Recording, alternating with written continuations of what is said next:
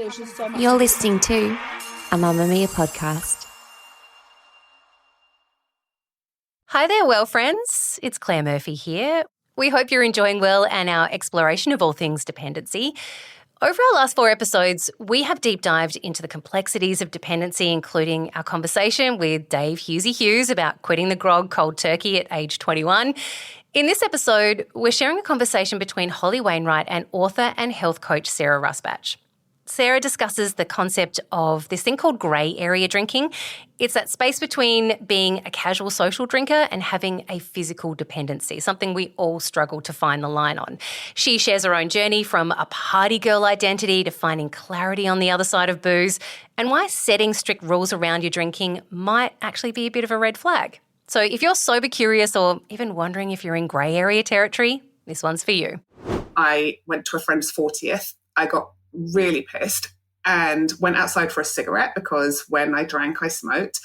I was wearing high heels, which as a mum, you don't do very often anymore. And I crouched down to put out my cigarette, was pissed. And I fell forward, but I didn't have any reflexes. And so I landed face first onto a concrete driveway and cut my lip open, cut my nose, blood everywhere.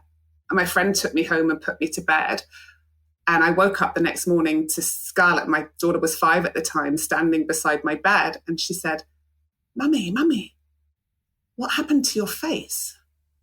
And oh, Holly, in that moment, I just felt such shame, such disgust, such self-loathing. For Mamma Mia, you're listening to No Filter, and I'm Holly Wainwright, sitting in for Mia Friedman, and I am welcoming you back to regular programming. I hope that you've enjoyed our Hot Pod summer, but now we are off Sun Lounger and we are back at work. How are you going so far in 2025? Did you survive that party season, that holiday season? Did you choose a word of the year that might lead you into a sober, curious place? Perhaps you're one of the many people who chose to get through the holidays sober. Or maybe you're one of the people who didn't and woke up after Christmas and New Year and all that January fun going, you know what, I really need to address my drinking. Wherever you might be on that spectrum, from mocktail to cocktails at 5, this conversation is for you because my guest is author and health and wellbeing coach Sarah Rusbatch, and she's lived it all. Sarah's written a book called Beyond Booze, How to Create a Life You Love Alcohol-Free. Because she has lived through her own, what she describes as a dysfunctional relationship with alcohol. But she's at great pains to point out you don't have to be hitting rock bottom to question your relationship with drink. She's not a preacher. She's not all lectury about these things. She's not here to judge you or how much you are or aren't drinking. She just wants to talk to us about something that she calls grey area drinking, and to let us know that if you're thinking that you would like to reconsider booze, but you don't know quite what life would be like on the other side, well, she wants to tell you that it's pretty good. Here's Sarah. Sarah, I heard that when you were drinking, so before you gave up drinking entirely, you had rules around alcohol. And they were, I don't drink Monday, Tuesday, Wednesday. I don't drink before 5 p.m. I don't drink white wine on an empty stomach. Now, those rules around alcohol sound very sensible to me, but you say that actually setting rules like that about alcohol can be a red flag. Tell me why. So it's really important to put this into context. And I think there are some people who have their set rules and those are the rules that they live by and that's that. But I think that for a lot of people who fall into the grey area drinking category, we have rules around our drinking, and they really, really govern our thoughts around alcohol. We're thinking about it a lot, and then we often find ways to justify why we can break those rules. So I lived with this constant chatter in my head where it was like, oh, I don't drink Monday, Tuesday, Wednesday, but it is Wednesday and I am seeing my friend tonight. So at least I'm not drinking at home. So maybe I could have a drink tonight and then I won't drink tomorrow because I'm staying home tomorrow. So I could have Thursday's drink on Wednesday. I won't drink on Thursday. And then my units are all as they should be. And there was this constant negotiation, this constant chatter, whereas people who are not grey area drinkers, they don't have that chatter, Holly, because they're just like, I fancy a drink and I'll have a drink, or I don't fancy a drink and I'm not going to have a drink. And that is it. That is so interesting, I think, and leads us obviously to the question and the main point of a lot of your work, which is grey area drinking. So explain to me what the grey area drinker is, because obviously I think we'd all be familiar with what we might term problematic drinking, but where that line is, we don't know. What's a grey area drinker? So a grey area drinker sits in between the space of very severe problematic drinking. So someone who has physical dependency on alcohol and needs to have medical support to withdraw from alcohol. So someone who might be a 10 out of 10 on a scale of 1 to 10. And the other extreme being the 1, so someone who doesn't drink, or someone who has a glass of champagne at a wedding once a year and that's their only use of alcohol. Grey area drinking is what's in the middle. So we've passed the point of being a take it or leave it drinker, but we're not reaching or meeting the criteria for physical dependence on alcohol. We probably don't drink every single day. We can take short breaks from alcohol. We don't meet that stereotypical definition of an alcoholic that people have of, oh, if you're an alcoholic, you're drinking in the morning, you're drinking every day, you've lost your job, you've lost your relationship, you've lost your home, you're sitting on a park bench drinking out of a brown paper bag all day. Grey area drinkers are in that middle. I would say about a 3 or a 4 to maybe a 7, 7.5, 8 on that scale would be grey area drinkers. And Holly, it's estimated 2 billion people across the world sit in the grey area, because I don't know about you, but I don't know many people that are either at the 10 out of 10 or the 1 out of 10. Most people are sitting somewhere in the middle. And that was you, right? So to get to a little bit of why this has become such a big part of your life, you can't obviously ignore your story of grey area drinking. Can you tell me a little bit about your relationship with alcohol and how it began? You and I are both originally from England, as I'm sure listeners can tell by our voices. And I think it's quite fair to say that England, and we're similar age, we probably both grew up in a drinking culture, right? And Anglo-Australia is also strong on its drinking culture. And it can often feel like, well, this is just what we do. Can you tell me a bit about your experiences with alcohol? So I started drinking at 14. That was quite standard for where I grew up in the north of England in Manchester. My parents... Oh, I'm from Manchester too. We were probably park drinking, not that far from each other at some point. We probably passed one of the local roller rinks. So yeah, that was my initiation into alcohol. And I think prior to that, looking back, mum and dad had a very active social life. So mum and dad often had dinner parties, and I grew up in Scotland before we moved to Manchester when I was 13. So there was often parties with drunken men in kilts wandering around my house, like pissed and happy and laughing. And little Sarah grew up with this very strong ingrained belief from a very young age that what adults do to have fun is get pissed and drink alcohol. Like that was what I saw. That was what I witnessed. So for me growing up, it was never a case of if I would drink, it was when I would drink.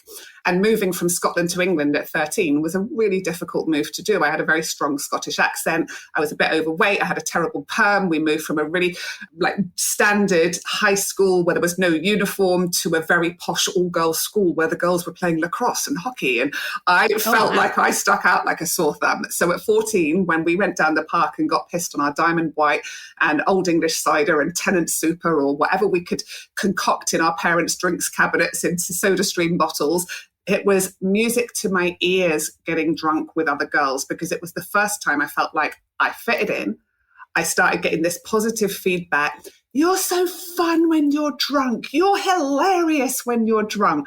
So when you start getting that, you start to create this identity in your mind of, well, people really like me when I'm drinking. I'm a party girl. I'm the person that gets the party going. And that became my identity then for years and years. Went to university, moved to London. My first job in London was working in recruitment, where the fourth stage of the interview process was doing shots of Sambuca to see how well you could handle your booze. Oh my God. Right? So this was the 1990s in London. Yeah, it's not unfamiliar to me. I was, going to, I don't know if the culture is still the same now, but certainly in England in the 90s and the noughties, going to the pub after work was just a standard thing. And at lunchtime and after, and it was how you bonded. It was how you made your friends. It was the living room that you all gathered in. Like it was 100% an alcohol-focused experience. Absolutely. And, we've also got to remember this was a time where there was a real shift in femininity and in female girl power. We had the Spice Girls, we had Sex and the City, we had women kind of going, we can get pissed, we can match the lads pint for pint down the student union, we're making our own money, we don't need a man to buy us a single drink for the night, we'll go and get wrecked with our girlfriends and have one night stands and do all the things, because that was that era that we were living in at the time. And it was really hedonistic, and in many ways it was absolutely amazing, but it was also problematic, I think, and that's why we do have a generation of now women in their 40s and 50s who have developed very dysfunctional relationships with alcohol, because it was kind of ingrained in us from that age that alcohol was just a part of our life. It wasn't problematic. No one looked at you and went, oh, she's drinking a lot, because you just drank like everyone else around you. It was just very standard. When did you start to question your alcohol use? Honestly, not until my 40s. Right. So that's a long time, right? And there's no judgment in this sentence. I'm the same. I know many people who are. So we basically start drinking in our teens, our early-ish teens, and we're drinking pretty solidly, really. Pregnancies off, perhaps the odd Feb fast or whatever. And then we're here in our 40s and beyond. And that's when you're like, oh. And what began to make you question it? Yeah. So I'd always thought, oh, I'm a bigger drinker than other people, but actually saw that as a positive rather than a negative. I had a big capacity for alcohol. I didn't feel hungover the next day lying in bed vomiting like some of my friends would be. I was like, right, come on, let's get going. Like, who's hair of the dog type thing. And then we moved to Australia and I had my kids in very quick succession. And that was when alcohol went from being something I did to socialize to being something I did as a self-soother. It became something that was like, I was really lonely. I was really homesick. We'd moved to the other side of the world. I wasn't working for the first time in my life, and I'd got a huge sense of identity and achievement from my career in London. I was pureeing carrots. I was going to baby rhyme time. I was desperately lonely. And alcohol then became something to look forward to at that 5, 6 o'clock when it was, witching hour, have a glass of wine. And this coincided with mummy wine culture, all of that marketing that started to happen for young mums around alcohol. And then it was in my early 40s, I just really started to notice the impact that alcohol was having. I couldn't bounce back like I used to. Even just a couple of glasses of wine was really impacting my sleep, and I was waking at 3 a.m. I started to have really bad anxiety that I'd never had in my life before. I had never been that person that had anxiety. And I remember going to my doctor and I was crying and I was a mess. And I said to her, I'm a shadow of myself. I don't know what's going on with me. And at no point did she say to me, how much are you drinking? The question around alcohol didn't even come up. And yet I was just given a prescription for anti-anxiety meds and told that I was just managing a lot. There was a lot going on and these would help me. Well, that's to just put a pause in there. There was a lot going on. And it's interesting, you used the phrase mummy wine culture, and I'm sure we'll talk about that a little bit more. But to be kind to the women who've kind of fallen into that, now we're very roundly dismissive of mummy wine culture, and rightly so, because it's proved to be dangerous. But the world that you were just describing, where you're suddenly isolated, and that happens whether you've moved to the other side of the world or not, your life changes very suddenly. There's suddenly everything you're doing is not about you. It's about these people you're caring for. You're often on your own a lot. And for a lot of people, that bath time glass of wine becomes, there's mummy me, and then there's grown up me, and this is the marker of it. And it feels like it's your friend, right? Like it feels like it's your friend, and it's the thing that will bond you to other people and all those things. And yet, as you were discovering, it isn't really your friend. It's making things harder. Like, what do you say to women who are at that particular moment who are like, but I need it to get me into that, who I used to be, that kind of mindset. It's a really valid point. And I think that more needs to be said about the fact that the transition into becoming a mother is not talked about enough in terms of the mental side of things, where you do go from, if you've had a career and you've been working and you've been surrounded by your friends all the time and having complete independence and spontaneity, to suddenly having these little people that are relying on you. It's almost as if you can't say that you're struggling because everyone else out there is going, it's amazing, motherhood is the best thing ever. And of course, I'm not saying it's not, but it's also freaking hard. There is so much shame that comes with feeling like you're struggling. Because on paper, I felt like I've got everything I could ever have asked for. We've moved to Australia. I live by the ocean. I've got a boy and a girl. We are happy and we are healthy. And I have everything on paper. So why am I not happy? Why is there something inside of me that is struggling with this? And I felt shame around that. And I've spoken to so many women who have felt the same. And that's where alcohol is great at making those feelings go away because it numbs us. And so we don't have to feel them anymore. Until maybe it becomes part of the shame, right? So is that what happened for you at that point? Yeah, absolutely. And I say to everyone that becomes a grey area drinker, alcohol's not the problem. For many of us, alcohol is the solution to whatever the problem was. And for most of the women that I work with, I've got a group of 20,000 and I ask them, why do you drink or why did you drink? And there were three main reasons. And it was boredom, stress, and loneliness. Right. And that's so interesting. Boredom, stress, and loneliness. So those are all obviously negative emotions, negative places that you want to escape from. And alcohol appears to be the key to another place where you're not stressed, bored, or lonely. Right. And so, because number one, for stress, alcohol in the short term gives us a depressing, relaxant effect. So it minimizes that stress. With boredom, and I find with boredom tends to be my ladies who have, their kids have started growing up. They don't need them so much anymore, but they've given all of themselves and all of their lives to raising these kids, managing the juggle of work and home and everything. Suddenly they have all this time, but they don't know what to do with it because they haven't focused on themselves for so long that this time is almost daunting. So they drink because they don't know what their hobbies are anymore. They don't know what they love doing. And loneliness, because we are the most disconnected we have ever been as a human society. And alcohol numbs uncomfortable emotions. And so for all of us, alcohol it might eventually become the problem, but initially it's the solution to whatever the problem is. And we're using it to escape that emotion. And so whenever we do come to the point of wanting to look at, okay, how am I going to change my relationship with alcohol? We have to look at why we're drinking in the first place. Absolutely. So back to your story. You are, as you just described it, living this supposedly idyllic life. Your relationship with alcohol, did it escalate or did just the effects of it get more? I mean, you were saying how you anxiety and you're going to the doctor. What happened next in terms of you beginning to put these pieces together that maybe that alcohol was the problem? Yeah. And I wouldn't say it escalated. I went through phases where there would be significant drinking and then phases where I would cut back, but it was always there in some way. And whenever there was a day where things were really hard, there was a big stress at work, there was a problem, my husband and I had an argument, whatever it was, alcohol was always my solution. And then in 2017, I went to a friend's 40th. I got really pissed and went outside for a cigarette because when I drank, I smoked. I was wearing high heels, which as a mum, you don't do very often anymore. And I crouched down to put out my cigarette, was pissed. And so I fell forward, but I didn't have any reflexes. And so I landed face first onto a concrete driveway and cut my lip open, cut my nose, blood everywhere.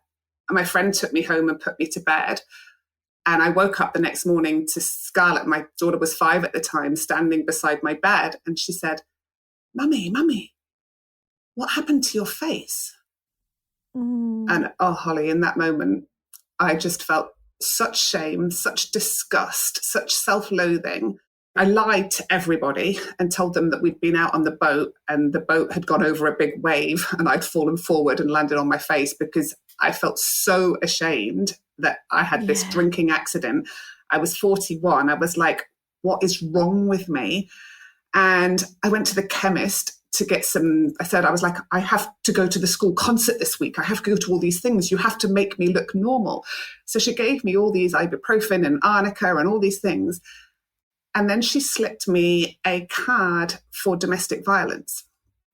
Oh. And honestly, it was like someone had punched me in the stomach.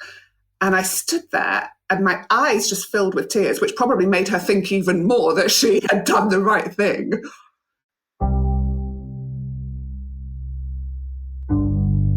More of my conversation with Sarah Rusbatch after this short break. Stay with us. Out Louders, hey, it's Mia, and I have news for 2026. I'm back on Out Loud. My long service leave is over and I am back in your ears because I've missed you. I'm going to be doing subscriber episodes twice a week, all year, so if you've missed my voice and my chaos and the way I say premiere, subscribe to Mamma Mia via the link in the show notes if you're not already a subscriber, while I go and make myself a giant bucket of tea and find an outfit that Jessie will hate. I'm excited! Let's go!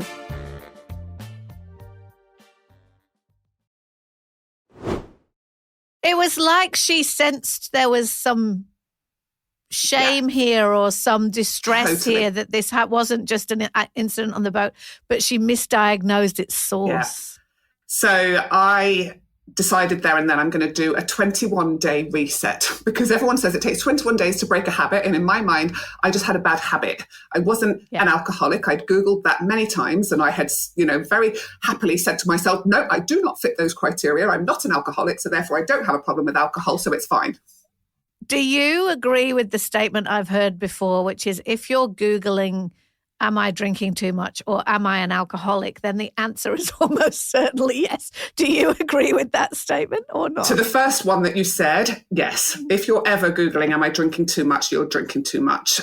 Do I think I was an alcoholic? I don't like that label. I don't like that term. It depends in what definition you call an alcoholic. But yes, I was definitely drinking too much. I don't think it's even used anymore, is it? It's not. So it's now that you have alcohol use disorder. Is that what it's called now? And what are the reasons you don't like that term? Because it's stigmatizing, but also because maybe it's a bit too easy to not include yourself in it? Why do you not like that term? I think it's really unhelpful because I think although we don't use that term anymore and we use alcohol use disorder, as you said, and we call it mild, moderate or severe. And severe alcohol use disorder would be the equivalent of what the old term would have been around being an alcoholic.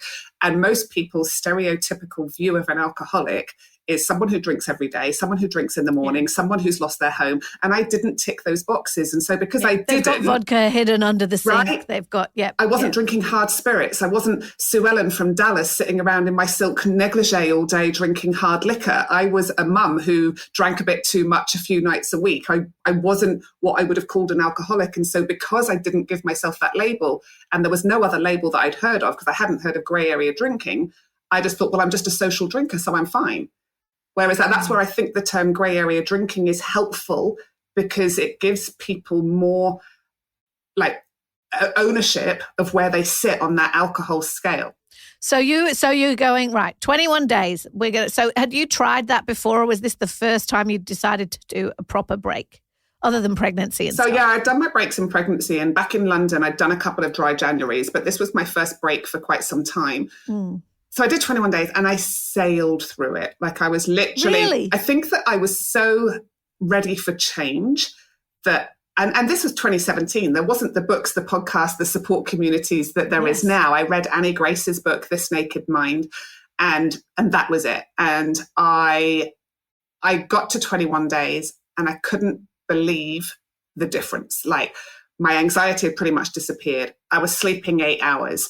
I felt really positive. I felt really energized. I was really making headway. I had my own recruitment business here in Perth.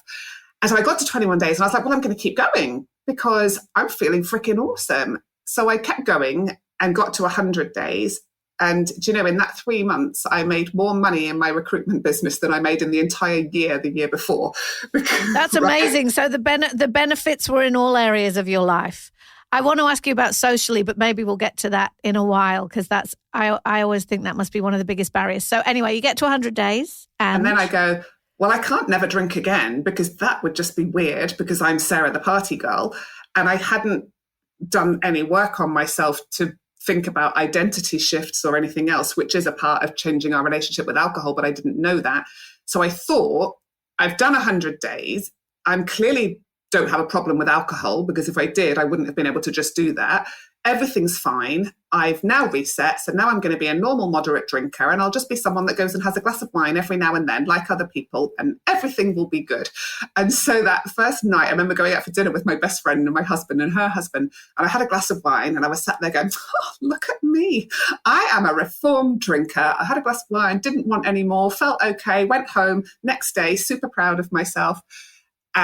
Within a month, I was back to drinking how I had been before. It crept up slowly. There was always another reason to justify it. It was like, as soon as I'd opened the door an inch, it flew open a mile. And I was shocked. Yeah. Do you think that's because I think we're in terms of the stories we tell ourselves about alcohol, we just talked about some of them, what a problem drinker looks like. One of them is also, can you just have a couple and stop? That's another one of those stories we tell ourselves. Or we say, I'm not an addictive personality. She over there, definitely an addictive personality because she can't stop it too. Do you think that's true? Do you think moderation can work for some people and some people are just not built for it? Or do you think moderation is another one of those kind of traps that we fall into? Some people will always happily moderate. I've got a friend who is just a take it or leave it drinker. She's a 2 on that scale of 1 to 10. You say to her, hey, hon, what can I get you from the bar? And she'll be like, do I want a wine or do I want a Diet Coke? Alcohol just doesn't, it just doesn't feature for her. I always say, if you've crossed the line and gone from being a take it or leave it drinker to a grey area drinker, you've then created neural pathways in your brain that associate certain things with alcohol. So when I'm stressed, I have alcohol. When I'm tired, I have alcohol. When the kids are driving me bonkers, I have alcohol. Those neural pathways don't disappear no matter how long you take off. And that was what I found, was that as soon as I'd opened that door a tiny bit, the neural pathways almost started firing up again. Yeah, right. And then it was like, well, you're stressed, you must have a drink. Or it's Friday, so you must have a drink. And all of those associations come back. And I have supported thousands and thousands of women now. And I see it day after day after day that people think, okay, I've taken a break, I've reset, now I'll be able to moderate. And it often doesn't happen. I can't think of anyone actually who I know who's gone from being a grey area drinker to being someone that is just a complete take it or leave it drinker. Yeah, right. Okay. So then at this point, you're back drinking as you were before. Was it an obvious, given the good experience you'd had of sobriety, was it an obvious decision now I need to actually become sober? Oh, no, I was in denial and I kind of shoved away all the thoughts and all those little voices going, you were so much happier when you were sober. Everything was so much better when you were sober. I just pushed all of that away. And I just had then 2 years that followed of taking breaks, going back to drinking, taking breaks, going back to drinking. And finally, 2019, a dear friend of mine said to me, why do you keep going back to it when you always tell me that everything in your life is better without alcohol? You are the mum you want to be, you are the wife you want to be, you are happier, your health is better, you're smashing goals at work, your mental health improves. Why are you fighting so hard to keep it in your life?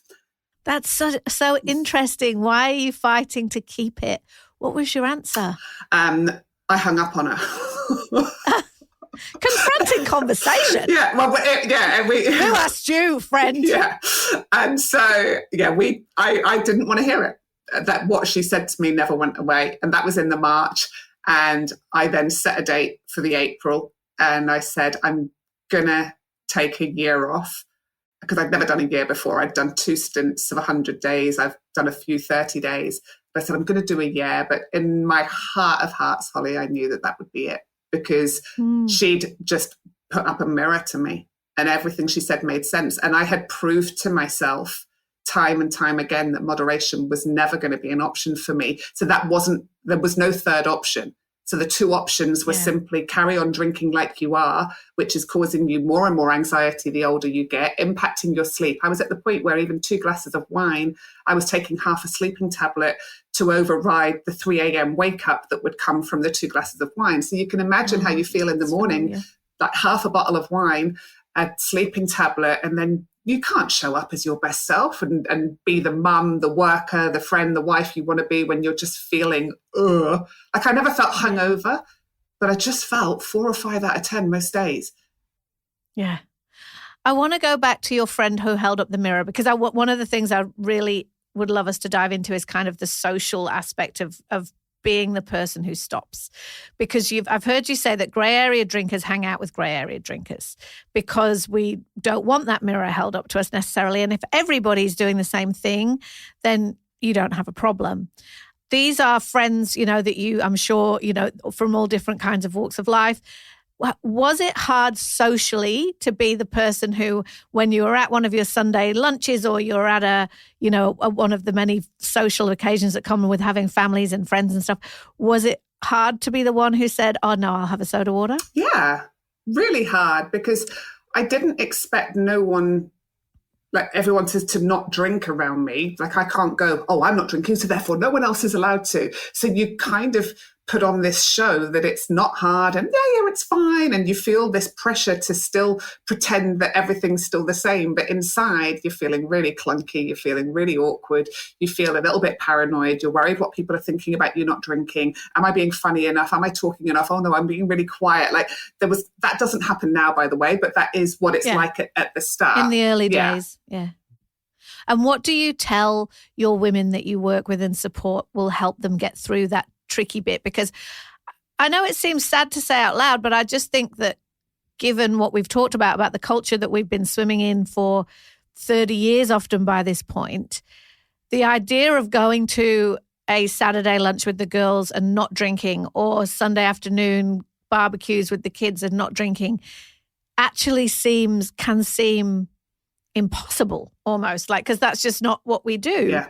What's your best advice for getting through those weird early days? Yeah, and I wrote a whole chapter about this in my book because it's the area that comes up time and time again. And my advice in my book is what I'll say to you now as well, which is I wish I'd been more honest at the start. So I felt shame and I felt like I was letting people down by not drinking, because my story that I told myself was, well, people want me to be the life and party and people expect me to always have wine in the fridge when they come to my house. So I didn't want to say to people, oh, my mental health's really suffering. I really am not going well with alcohol, because I felt ashamed that I'd got to that point. So my line was, oh, I just want to lose a bit of weight. But then you leave yourself open to well, have a vodka and soda then, because there's no calories in that. Or you don't need to lose weight. What are you talking about? So I probably did set myself up to make it a bit harder than it needed to be. And if I was to have my time again, I would have been way more honest and open with how alcohol was impacting me from a mental health perspective with the people that I trusted and asked for their support. Did it make some of your friends uncomfortable? Absolutely. Because it made them feel judged? Absolutely. And even though you weren't judging them, but that's how it can feel, Of course. And, when I was drinking, I was the one that was like, oh God, what do you mean you're coming to my birthday and you're not drinking? You have to drink. There's no point you coming if you can't drink. Like, I was terrible for putting that kind of pressure on people, because I had a problem with alcohol. So it made me uncomfortable if someone was able to go and have fun and not drink. Like, I just thought they were weird and they were not my people. And so I really do. Not my people. That's such an interesting phrase that we use. Yeah. And so it was a process, but I do think that the more open and honest we can be, and then we have to be really selective with what we choose to go to. Like, I had a client email me the other day and she was like, I don't think I'm ever going to have fun again. I went to a beer festival with all my friends and I actually just found everyone really irritating. The more pissed they got, the more annoying they were. I just sat there thinking, oh my God, I'm never going to have fun again. And I was like, hun, what the hell are you doing going to a beer festival if you're not drinking beer? Like, you've got to be really selective with what you do and where you go, because you can still have fun. My life is probably more fun, more adventurous, more fulfilling now than it ever was before. But you have to be selective with what you do. You can't just do what you did and not drink, because it turns out being around loads of people who are getting absolutely shit-faced and when you're still sober, laughing at things that are not funny just because you feel like you have to fit in is actually really hard work and not that much fun. And drunk people are indeed boring and annoying when you are not drunk yourself. Exactly. Of course. What about in your close relationships? So I've heard you say that you and your husband, for example, used to have a drink together at the end of the day. Like, I assume not a binge drink, but, you would sit down and have a beer or a wine together at the end of the day, and it was an important reconnecting time. And there are moments like that we probably, lots of grey area drinkers would have in our lives where we go, it's the mark between Friday and the weekend. It's the mark between summer, or it's holidays, or it's whatever. How did that play out in your relationship and your intimate relationships? Yeah, it was hard, and it actually led to us being in couples therapy and going through quite a challenging time, because we hadn't recognized the importance of that ritual of connection that came with him coming home. And I would hear his truck pulling into the driveway, and I'd be like, it's wine time. And then I would get my wine, I'd get his beer, we'd go sit outside, we'd have a drink, and we'd be like, how are you? How was your day? So when we stopped drinking, he stopped at the same time that I did. We didn't do that, but we didn't realize the importance that ritual of connection had just in that few minutes of having eye contact and going, how are you? How was your day? And we, what it's like when you're both working. We have our own businesses. We've got 2 kids that seem to do every freaking sport under the sun. So every day you're going from one logistical thing to the other. And because we didn't have the alcohol as the thing that was like, oh, let's go sit down and have a drink together, we stopped doing it. And we went to the couples therapy, and I remember the therapist going, well, do you not see what has changed with you not doing that anymore? Because it's more than just sitting down having a drink. It's a way of saying to that person, you matter to me, you're important, let's just sit down and have a drink together and let me ask you about your day. And we'd stopped doing that. So our new ritual became, not quite the same as having a drink, but equally as important. Every night after dinner, we went for a walk. And on that walk, how are you? How was your day? Because just setting that time, sometimes it was 5 minutes, sometimes it was 45 minutes, depending on how much we wanted to talk about that day. But in that process of doing that, you are saying to that other person, you're important. I want to spend a few minutes with you, even if that's all it is. So it's not the alcohol. And I imagine that was probably in some of your friendships too, because I'm thinking about some friends I have that when we go, we're going to have a catch up. What that means is we're going to go and have a wine, right? And so if we don't go and have a wine, like, does the catch up happen? I guess that again, it's finding the other thing. So it's go for a walk together, go and do something else together. Exactly. And is that what you started to do with your friends? Totally. So, and if they were going out and getting pissed, I was always happy to be the driver. And I would be like, I'll probably stay for 2 hours. When you all start spitting in my face and repeating yourself, I'm going home and I'll catch up with you again soon. So don't be offended if I do. And it was having the courage and the confidence to go, it's not fun for me after they pass a certain point of pissness, but not because there's any judgment from me, but just that's when we're on different wavelengths completely. So I would just go home. But equally, we started doing more things. And I'm quite a proactive person. So I'd be like, right, let's go to this comedy show. Let's go to this theatre. Who wants to come to this yoga class with me? I do lots of walks with girlfriends at 5, 6 in the morning and put the world to rights. And so it's really, really important that we maintain some form of connection with the people that really matter to us, because you can feel really isolated and really lonely when we live in such an alcohol-centric society to be the person that's not drinking. The rest of my conversation with Sarah Rusbatch when we come back. Quick question. Are you tired of the news? Do you want a podcast that isn't self-improvement? Come get unleashed. It's funny. I also think that underwear is sort of almost like a new marriage. Like it starts off, it gives you the best of what it offers at the beginning. It's unhinged. I have a bit of a thing for my friend's husband's salami. Oh, hello. It's not here to teach you anything. I need to make sure he looks at me. One side, I'm going to make a sign. This is what I married because I didn't meet you in time. Yeah, right. The other side, with pointing to my son who's 12, look what we could have had, Lewis. Yeah, I love it. It's a good time for Gen X. So search Unleashed wherever you get your podcasts. New episodes every Tuesday.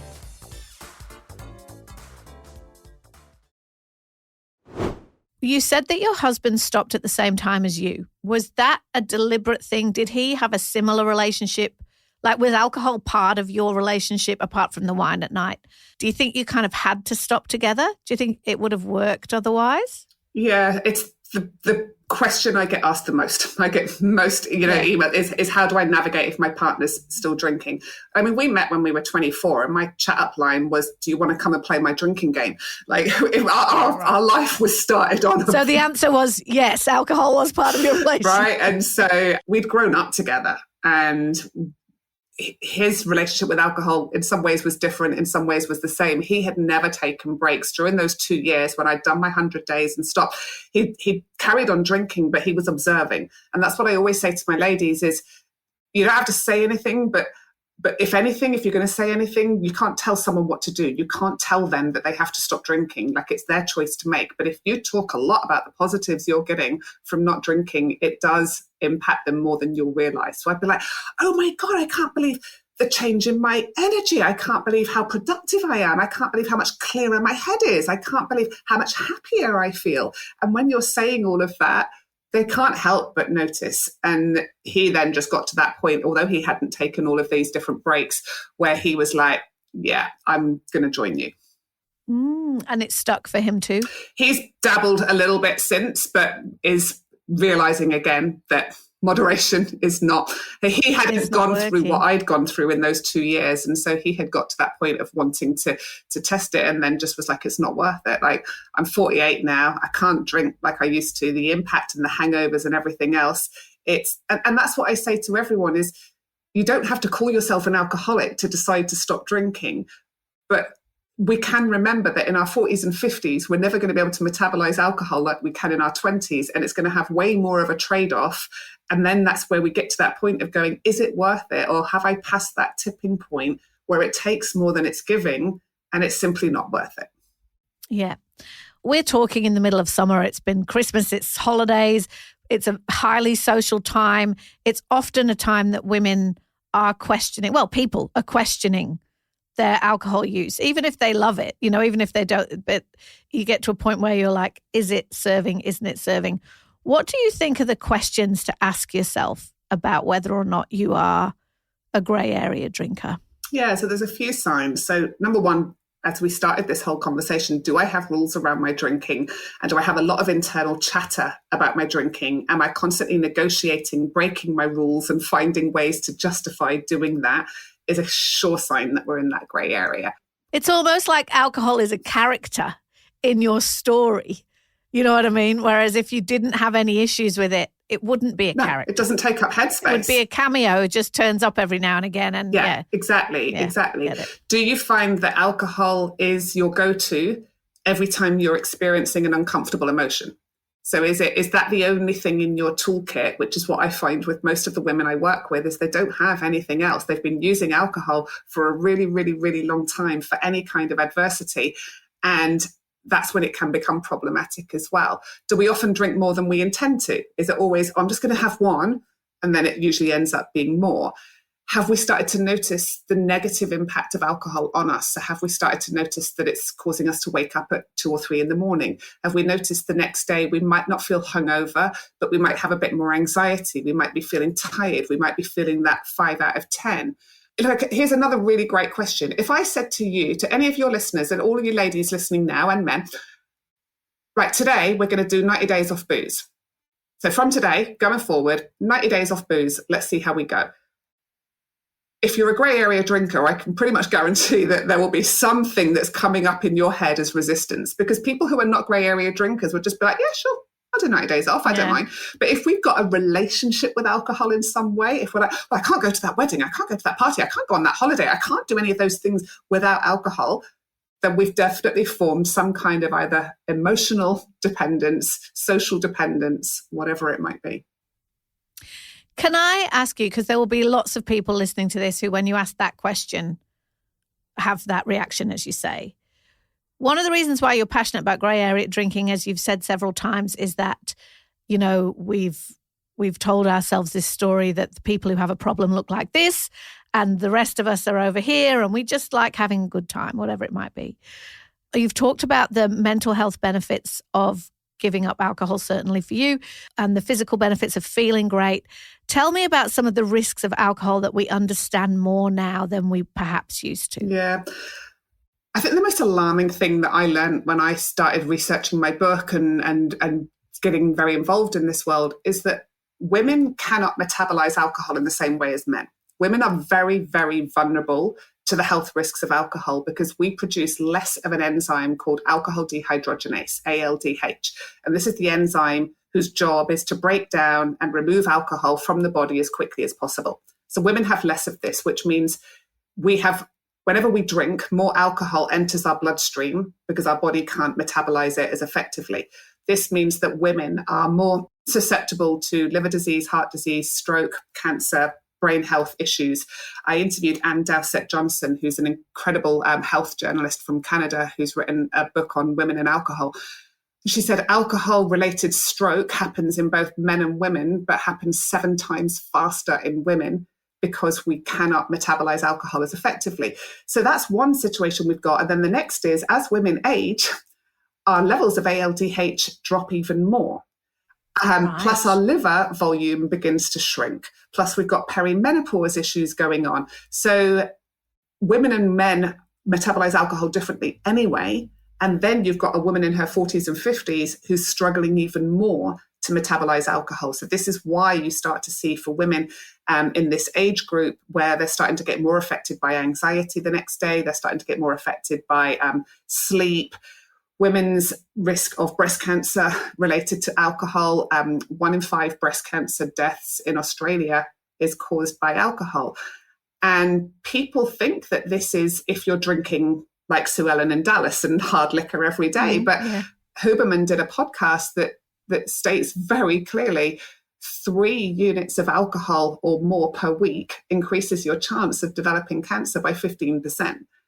So it's not, we don't have to be drinking huge amounts to start to have the impact, the negative impact on our health from alcohol. And I think that a lot has been done by the alcohol industry to try and muddy the water here. You know, the whole red wine's good for the heart and everything that they'll try and put out there to make us think it's not damaging. And please drink responsibly and the number of units in a bottle and all those kind of things. From your journey and your experience and from this ever increasing knowledge, we know that younger people are drinking less than ever before. Is your general position that alcohol just shouldn't be a part of anybody's life, that there is not really a safe level and that we've kind of been a little bit exploited by the alcohol industry? Is that your general position? Yes, on the exploitation, right? So yes, there's evidence now that has come out that showed about 30 years ago, the alcohol bigwigs in the alcohol industry sat down to talk about how can we make more money? We are not making enough money from women. How can we get women to drink more?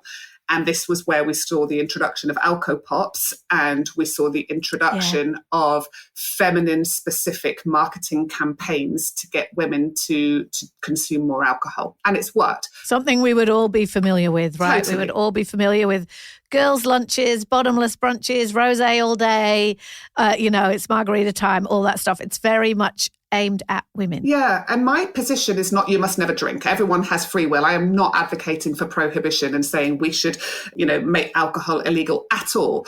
What I want is for there to be more information available for women to make informed choices and decisions, and for there to be more awareness around the health impacts of alcohol specifically to women, and for there to be more awareness and support and information out there about how to actually change your relationship with alcohol if you don't fit that criteria for alcoholism. Because I've even got a client who went to a medical rehab facility because she was worried about how much she was drinking and she wanted help. And she was drinking 2 bottles of wine a night.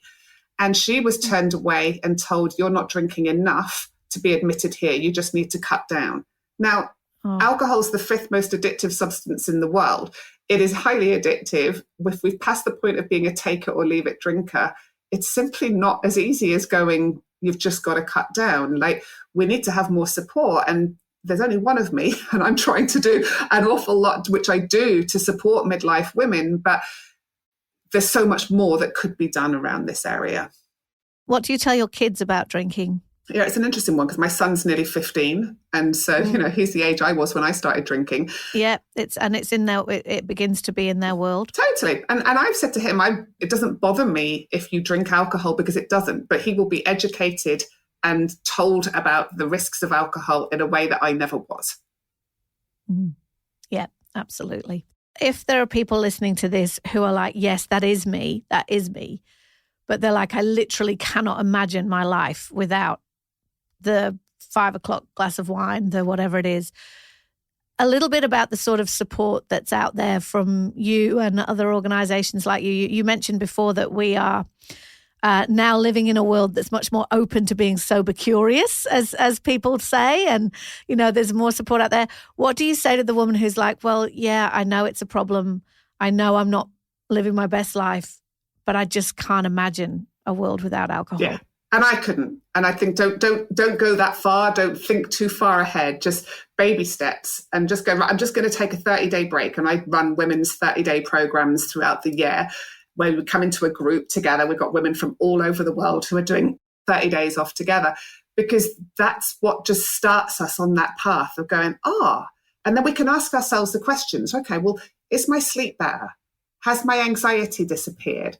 Do I feel more positive? Have I got more energy? Am I calmer with my kids? Is my skin looking better? Maybe I've lost a little bit of weight. Maybe I'm going back to doing some more hobbies and I've got the exercise to go to the gym and I'm doing all of these things. And those are the things that we can just ask ourselves to get information, because what I find is most people are just living on autopilot and their life is just passing them by and they're never pausing to go, well, is this still serving me or not? And that 30-day break can just be the first starting point of going, okay, I'm just going to see this as an experiment. Because all those things that I just said, I can guarantee you that they change in 30 days and plus so much more. This has been marvellous.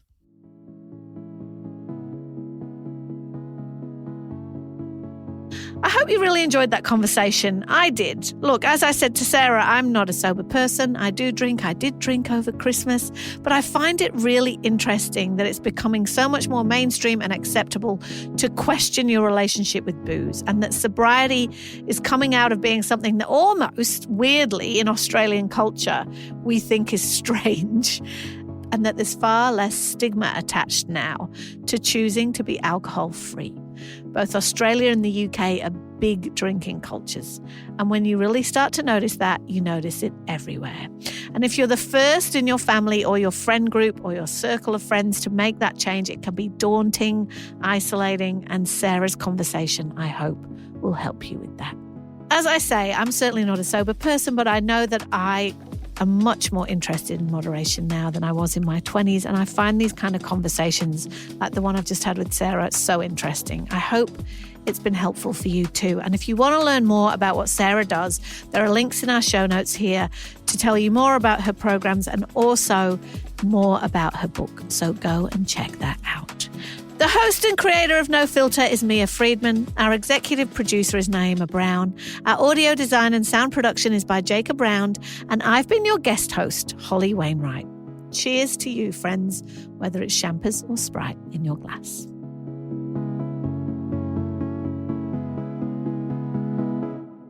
Coming up next week, we have a special episode dropping with Caitlin Brooks. She's a Michigan mother of one who, after decades of misdiagnosis, found out she was just, get this, 2 millimetres away from internal decapitation.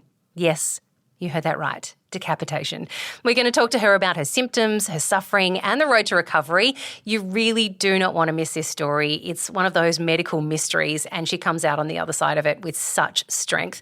And if you're after more women's health news, Well is your full body health check, and we are dropping every week on a Thursday. And if you've got a sec, rate and review us wherever you get your podcasts, and stay tuned for Season 2 coming to you on February 26. Mamma Mia acknowledges the traditional owners of the land we've recorded this podcast on, the Gadigal people of the Eora Nation and the Wonnarua people. We pay our respects to their elders past and present and extend that respect to all Aboriginal and Torres Strait Islander cultures.